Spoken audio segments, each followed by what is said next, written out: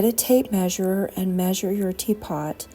Then get 1.5 yards of fabric or 3/4 of 2 different fabrics, and then cut a fan shape out of newspaper or something. Fold it, make sure it's symmetrical, then open it up and put the small side along the fold and cut it, and then when you open it up it looks like a butterfly. So Later in this video you'll see it. And I sewed these pieces together right here. There's thread that is holding this together so that I can't separate it, and I don't want to, because it really helps where the handle is. I never put this side where the handle is. Well, actually I do. This is the side where the spout goes in. This is the side where the spout goes in. So, okay, so this looks like a butterfly. What you do is you fold the fabric and it looks like a butterfly. And actually, to get the pattern right, I will fold it so that it's like that. Of course, it's not stuffed like that, but then you'll have even sides and it'll be a lot easier to make it symmetrical, and that's always good. What I do is most of the time on the inside I have a different fabric, but I was making things out of scraps and I only had a little bit of this scrap, so I thought, well, why not just make the inside and the outside? So it's reversible. It's always reversible when I make them. The first one I bought was at a tea shop in Marietta, and it was velvet on one side and it was wool on the other, and it was about a $90 tea cozy. And what I did is I got it on sale for like $50, $40 or $50, and that may be overpriced, I don't know, but this was a scrap, so that's why you know, this has got the, well, no, this is no, it's not 2 pieces, it's 1 piece, because see that's I always sew down the center of the butterfly, and the reason I do that is so when you wash it, you're not going to have all of the stuffing go from one side to the other side and then have to do weird things like beat it or pull it, or, you know, you just won't have a tea cozy that's stuck like that. And so anyway, I made this and I use it. It's a very small tea cozy. I use it on my smallest teapot, which is a Cheshire cat that I got from thrift store for $5, but it was $30 at the British tea shop in Marietta on the square.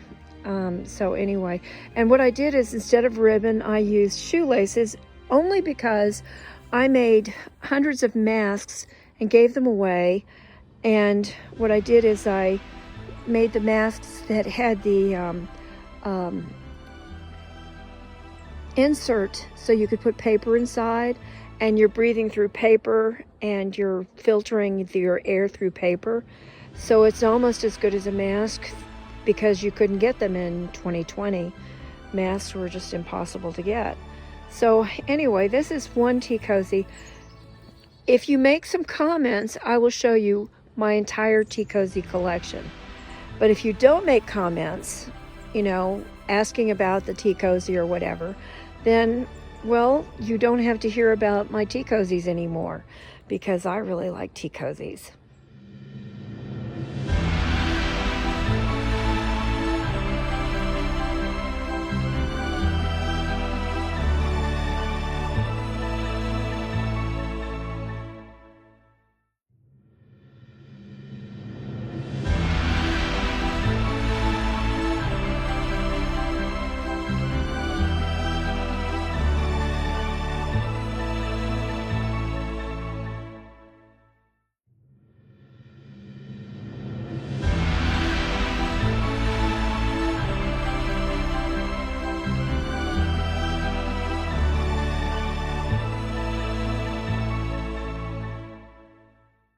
So this is what I was talking about when I was talking about the pattern folded over makes it symmetrical. And then when you fold it out, first of all, you have to double the pattern over so that you get the butterfly look. And I will, when I finish doing the channels for the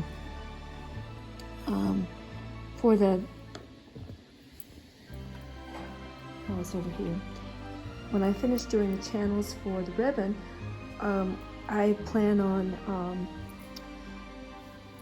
first of all, you have to double it. You have to get another piece of fabric. This is a skirt, and I've never put a zipper in one of my tea cozies, but this is going to have a zipper in it. I could have gone down lower and not had a zipper. I could have folded it differently and not had a zipper. But because I've never had a zipper, I thought, well, and one of my sisters loves green, so I'm making this for one of my sisters, probably for her birthday, but it could be for Christmas, I don't know, or it could be for New Year's. Anyway, I plan to make this for a yellow teapot that I gave to her that belonged to our grandmother, and she lives in a place where yellow would be really pretty. So anyway, as far as this goes, I have to cut out another piece of fabric, and probably what I'll do is I'll find something that is wool, and this is wool, so what I could do is find some velvet or velveteen, and the only velveteen I have is red. But here's the reason I have a zipper in this tea cozy. This is wool. Wool is like $30 or $40 a yard, and seriously, it's about $30 or $40 a yard. And if I cut it out of a skirt, what that means is that I may buy this for $5 or $10 at a thrift store, and it may have 2 yards of fabric in it. Seriously, it may have 2 yards of fabric in it. And yes, I have to sew this seam right here, and that's not hard to do. I'll just sew it before I start everything else. But that is one side of the tea cozy. It takes two. So believe it or not, it takes a huge amount of fabric to make this tea cozy. And when I say huge amount of fabric for such a little piece of, insulation, it's going to take over a yard of fabric, maybe about a yard and a half, one from one fabric and one from the other.